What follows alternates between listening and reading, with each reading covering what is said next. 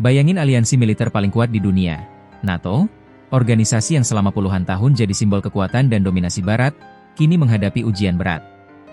Bukan karena diserang langsung, tapi karena stok pelurunya mulai menipis. Ironis, bukan? Eropa yang dulu lantang bilang bisa bertahan selama dibutuhkan untuk membantu Ukraina, sekarang mulai mengeluh.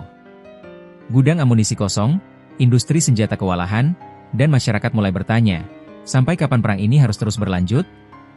Menariknya, di saat negara-negara Barat mulai berhitung ulang, Rusia terlihat tenang. Presiden Vladimir Putin dengan nada datar berkata, "Kami siap bernegosiasi, tapi di posisi menang." Kalimat sederhana itu terdengar seperti pesan terselubung bahwa perang bukan hanya soal senjata, tapi soal waktu dan ketahanan politik. Namun ini bukan sekadar cerita siapa yang lebih kuat. Ini tentang perubahan strategi global, tentang batas-batas nyata kekuatan ekonomi dan politik.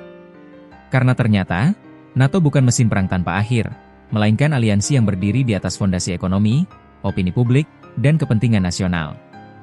Dan kini, fondasi itu mulai retak. Beberapa negara mulai menahan bantuan. Industri pertahanan Eropa kesulitan memenuhi permintaan amunisi. Bahkan Amerika Serikat pun mulai menilai ulang seberapa lama mereka bisa mendukung perang tanpa merugikan ekonomi domestik. Ambil contoh Jerman. Negara industri terbesar di Eropa ini dikabarkan memangkas bantuan militernya untuk Ukraina dari sekitar 7,5 miliar euro menjadi 4 miliar euro tahun depan. Alasan resminya, efisiensi anggaran. Tapi di balik itu, keputusan tersebut mencerminkan perubahan prioritas, dari semangat perang menuju perhitungan politik. Polandia juga mengalami pergeseran serupa. Dulu negara paling vokal mendukung Ukraina, kini justru bersitegang dengan Kiev terkait ekspor gandum dan pasokan senjata. Alasannya sederhana, mereka mulai sadar bahwa bantuan tanpa batas berarti beban tanpa akhir. Masalah tambah rumit karena kapasitas industri pertahanan Eropa sendiri belum siap untuk perang jangka panjang. Menurut laporan Politico dan Financial Times, pabrik-pabrik amunisi di Eropa hanya mampu memenuhi sekitar 30 hingga 40% dari kebutuhan tahunan Ukraina.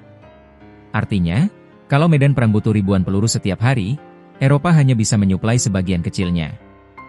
Dan disinilah ironi besarnya. NATO, aliansi yang dikenal dengan teknologi canggih dan sumber daya besar, justru terhambat oleh rantai pasoknya sendiri. Mereka kuat di teori, tapi belum cukup cepat diproduksi. Hebat di diplomasi, tapi lambat di pabrik. Dalam perang modern, kekuatan bukan hanya diukur dari jumlah senjata, tapi dari kemampuan memproduksinya kembali.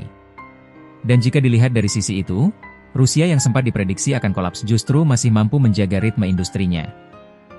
Namun persoalan terbesar di Eropa bukan sekadar kekurangan senjata, melainkan kelelahan politik.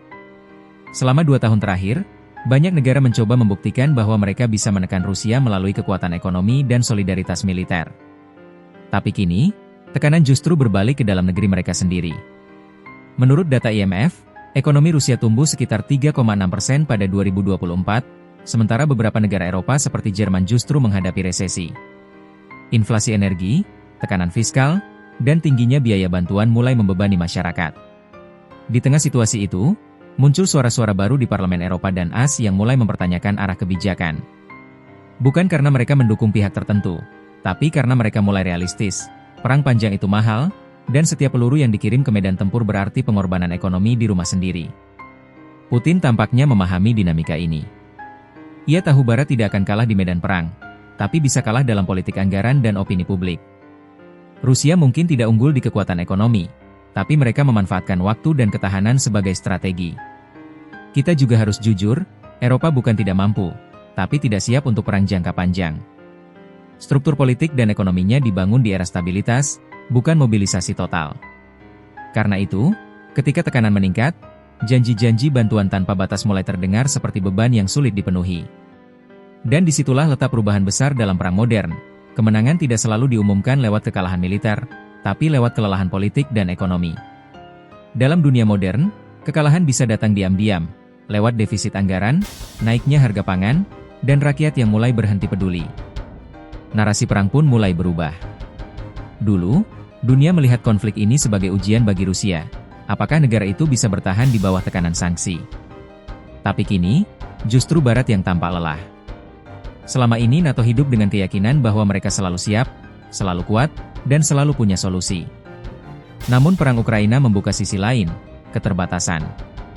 Bukan keterbatasan teknologi, tapi keterbatasan stamina, baik ekonomi, politik, maupun moral. Mereka bisa punya ribuan tank, tapi apa gunanya jika publik di dalam negeri mulai bosan? Mereka bisa produksi senjata tercanggih, tapi jika harga energi dan pangan melonjak, legitimasi politik bisa runtuh.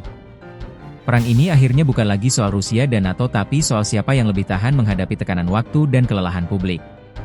Karena dalam sejarah modern, pemenang bukan selalu yang paling keras menyerang, tapi yang paling sabar menunggu lawannya berhenti berjuang. Dan mungkin, pertanyaan yang relevan hari ini bukan lagi, kapan Rusia akan kalah? Tapi, berapa lama lagi Barat bisa bertahan di tengah tekanan yang mereka ciptakan sendiri?